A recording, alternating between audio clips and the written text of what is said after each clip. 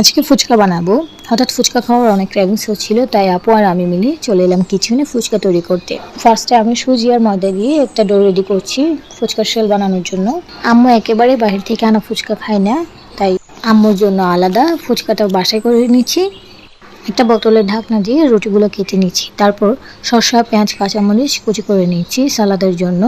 কিছু আলু আর বুটের ডাল আমি সিদ্ধ করে নিয়েছি লবণ আর হলুদ দিয়ে। আলুটা ম্যাশ করে নিচ্ছি, ডালটা চপার ম্যাশ করেছি। এখন আলুর পুরটা রেডি করে নিব। পেঁয়াজ কুচি, চাট মশলা, কাঁচামরিচ, চিলি ফ্লেক্স এবং পরিমাণ মতো লবণ দিয়ে আলুর পুরটা আমি ভালো করে মেখে নিব। ঝালটা আমি একটু বেশি করে দিচ্ছি, কারণ আমরা সবাই ঝাল খেতে পছন্দ করি। বিট লবণটা দিতে মনে ছিল না, তাই পরে বিট লবণটা অ্যাড করে নিলাম। দেন আমি ভালো করে মেখে আলুর পুরটা রেডি করে নিচ্ছি। অন্যদিকে আপু ফুচকার পাঁপড়গুলো ভেজে নিচ্ছে। বাট আনফর্চুনেটলি আমার বানানো ফুচকাগুলো একেবারেই ফুলেনি, এটার জন্য আমার মন ভীষণ খারাপ হয়ে গিয়েছিল।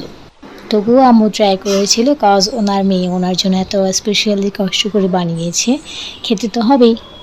এই যে আমার বানানো ফুচকাগুলো দেখতে এমনই হয়েছিল। আপু এদিকে তেঁতুলের টকটা বানিয়ে নিচ্ছে লেবুর রস, চিনি, ভাজা জিরার গুঁড়া, পরিমাণ মতো লবণ এবং কাঁচামরিচ দিয়ে। আমি সালাডটা মেখে নিচ্ছি, তারপর আপু বসে পড়লো ফুচকা বানাতে। ফার্স্টে ফুচকার ভিতর আলুর পুর এবং তেঁতুলের টকটা দিয়ে উপর দিয়ে সালাদ কুচিটা দিয়ে নিচ্ছে।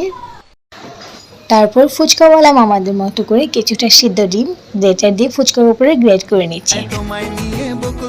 আর এগুলো আমাদের ফুচকার ফাইনাল লুক। আর বৈশাখের বিকেল বেলায় তোমায় নিয়ে বকুলতলায়